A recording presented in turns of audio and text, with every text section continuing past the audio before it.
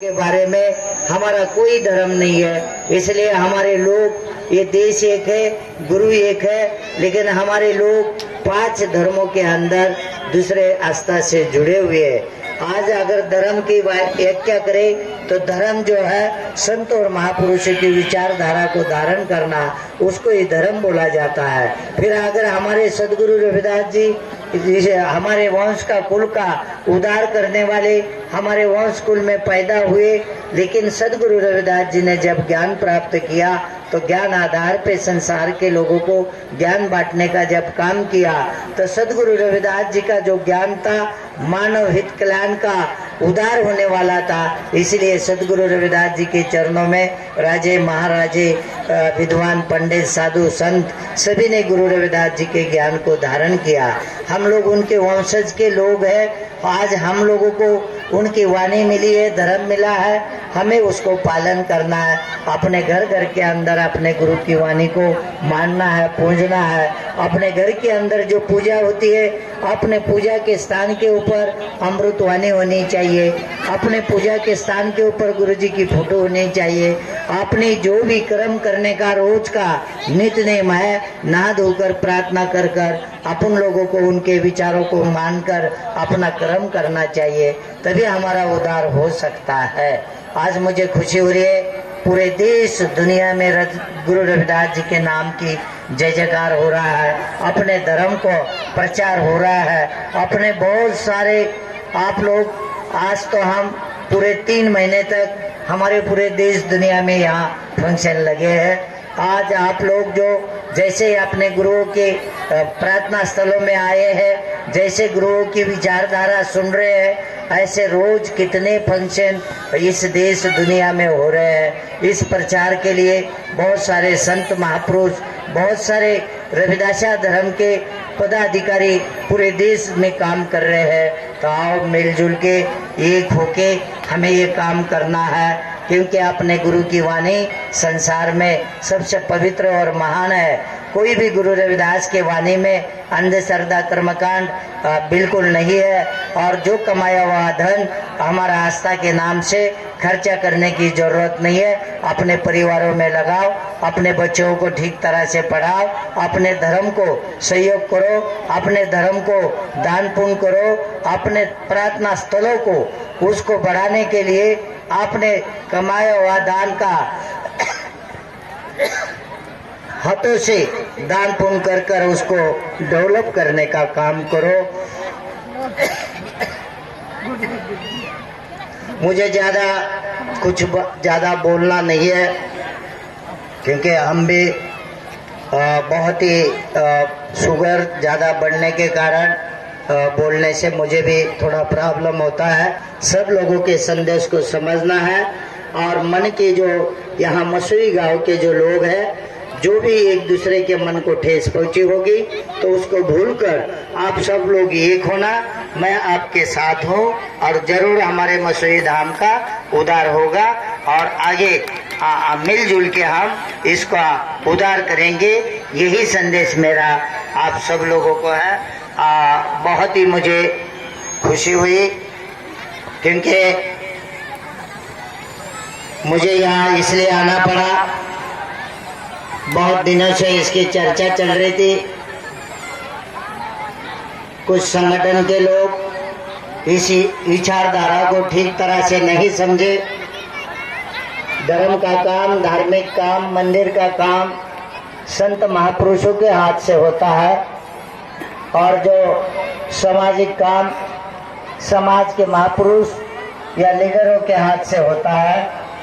तो इसलिए जो भी यहाँ 2-3 सालों से ये काम रुक गया है, मैं आप सबके साथ हूँ।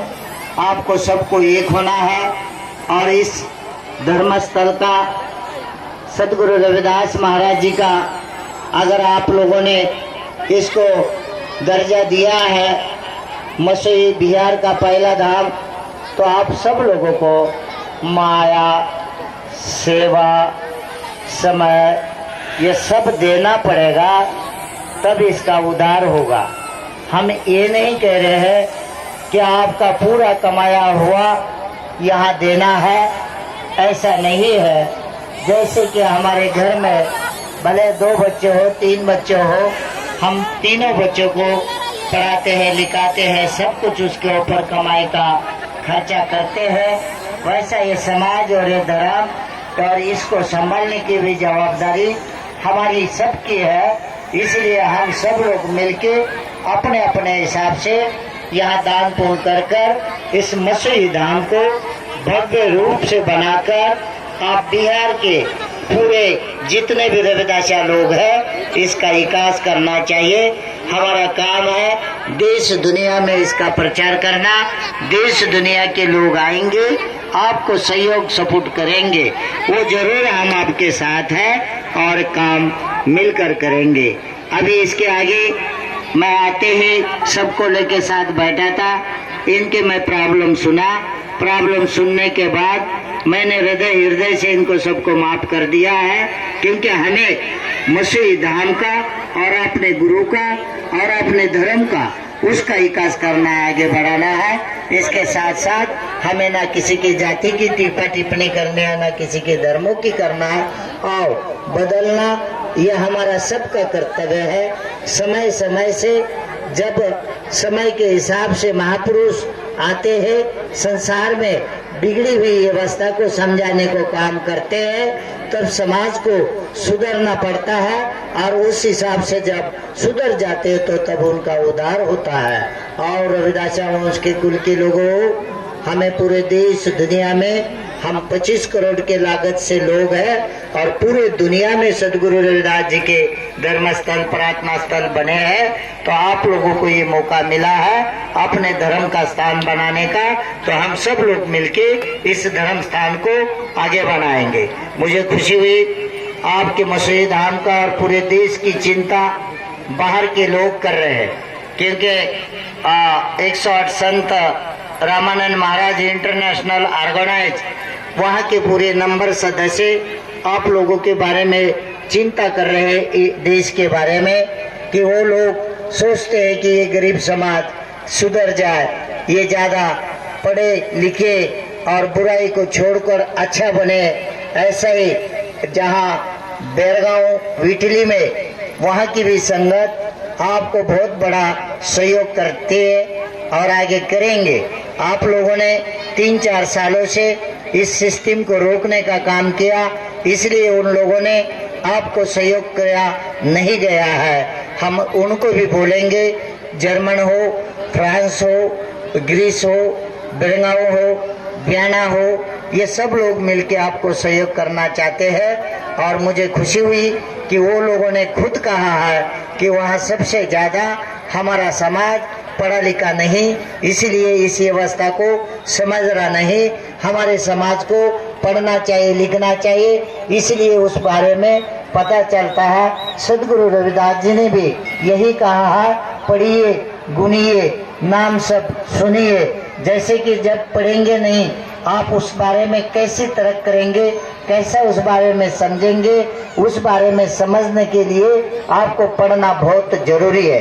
आपके आने वाली पीढ़ी पढ़ी लिखी होनी चाहिए। आप लोग जहाँ पत्थरों में, तीर्थ स्थानों में जहाँ कोई खर्चा करते होगे वहाँ करने की आपको जरूरत नहीं है। आओ बुराई को हटाओ, अपने परिवारों को ख्याल दो, धर्म को ख्याल दो, समाज को ख्याल दो।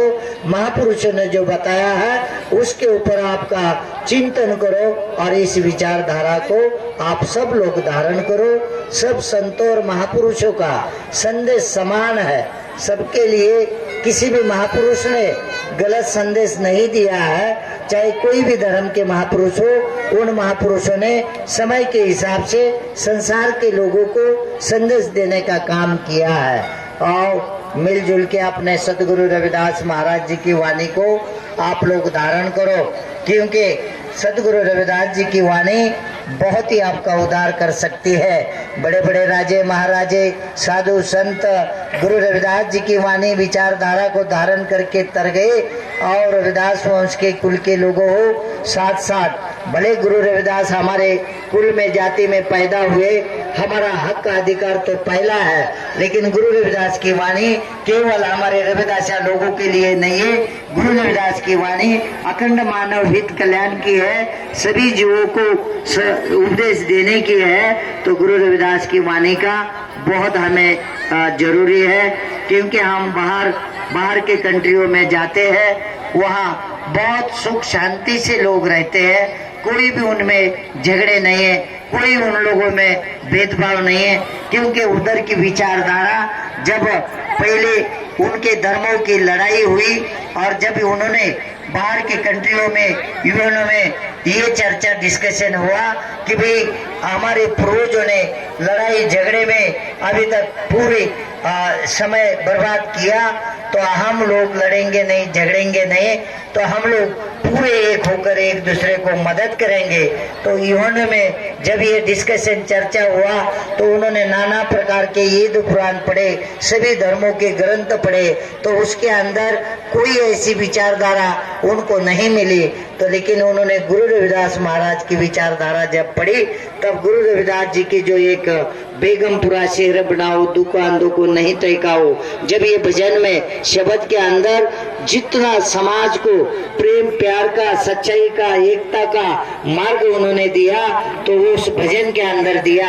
उन्होंने एक समता का संदेश दिया, ऐसा चाहूं राज में जहाँ मिले सबन को अन्न, छोटे बड़े सब सम बसे, रविदास रहे प्रसन्न।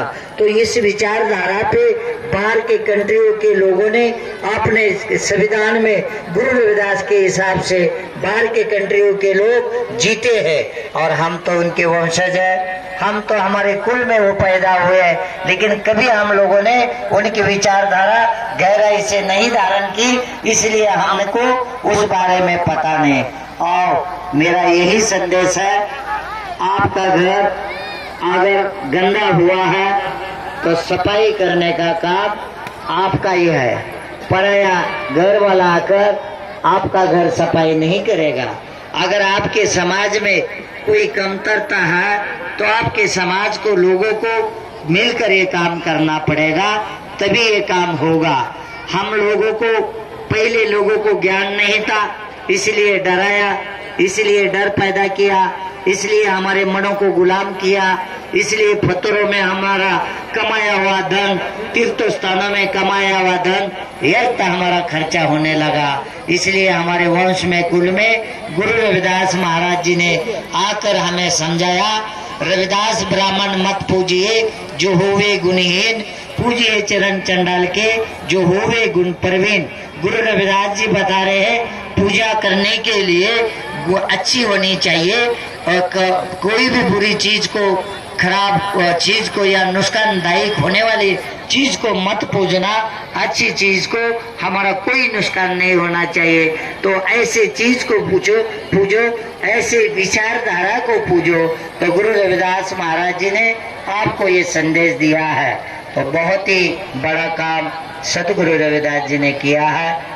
मैं ज्यादा समय आपका नहीं लूंगा, क्योंकि मेरे को भी थोड़ा शरीर का शुगर बढ़ी है, इसलिए बोलने में मुझे भी थोड़ा प्रॉब्लम है। तो इसलिए मैं यही एक संदेश देना चाहता हूँ, ये जन्म हमारा है, हमारे हाथ